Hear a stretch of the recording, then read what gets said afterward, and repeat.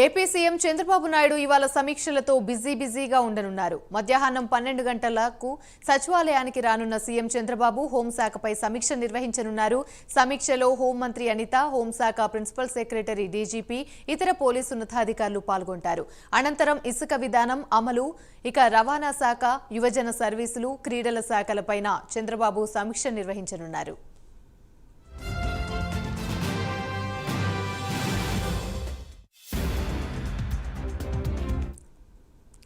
Right, ఇదే అంశానికి సంబంధించి మరిన్ని వివరాలు మా ప్రతినిధి శ్రీనివాస్ అందిస్తారు.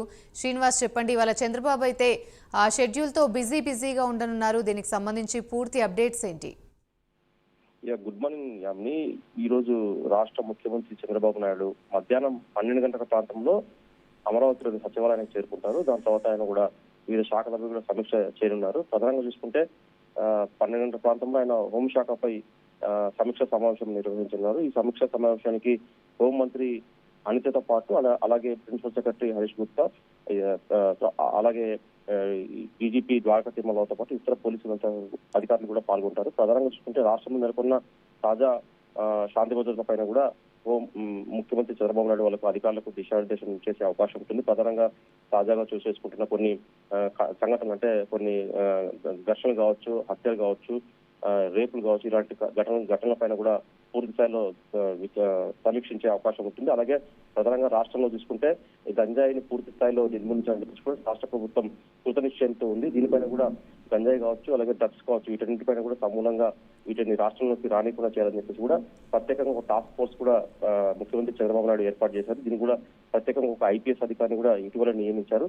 దీనిపైన కూడా పూర్తి స్థాయిలో ఈ రోజు సమీక్ష సమావేశంలో చర్చించి రాష్ట్రంలో గంజాయి, డ్రగ్స్ అనేవి లేకుండా కూడా చేయాలని చెప్పేసి కూడా ముఖ్యమంత్రి చంద్రబాబు నాయుడు అధికారులకు ఆదేశాలు జారీ చేసే అవకాశం ఉంటుంది. అలాగే రాష్ట్రంలో నెలకొన్న డిజాస్టర్ మేనేజ్మెంట్ పైన కూడా ఈ రోజు ముఖ్యమంత్రి చంద్రబాబు నాయుడు హోంమంత్రి అనితతో ఇతర అధికారులతో కూడా సమీక్షించే అవకాశం ఉంటుంది.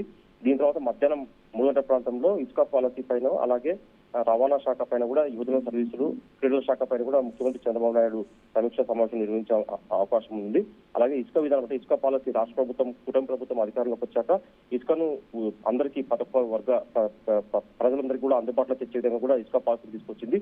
ఇంకా దీంట్లో ఇసుకను ప్రజలకు ఈజీగా చేరువేరేలా విషయంలో ఎలాంటి చర్యలు తీసుకోవాలా, విధానాల్లో ఏమైనా లోపాలు ఉన్నాయా, దీనిపైన కూడా కూలంకషంగా చర్చించి ఇంకా ఇసుకను అందరికీ అందుబాటులో తెచ్చే విధంగా కూడా చర్యలు తీసుకునే అవకాశం ఉంటుంది. అలాగే రవాణా శాఖ పైన కూడా చర్చించే అవకాశం ఉంది. రవాణా శాఖ అంటే ప్రధానంగా చూస్తుంటే రవాణా శాఖలోని లోటుపాట్లు ఇంకేమైనా ప్రజలకు ప్రజా సౌకర్యాల పైన కూడా చర్చించే అవకాశం ఉంటుంది. అలాగే యువజన సర్వీసులు, క్రీడల శాఖ పైన కూడా చర్చించే అవకాశం ఉంది. యామిని. Right, thank you.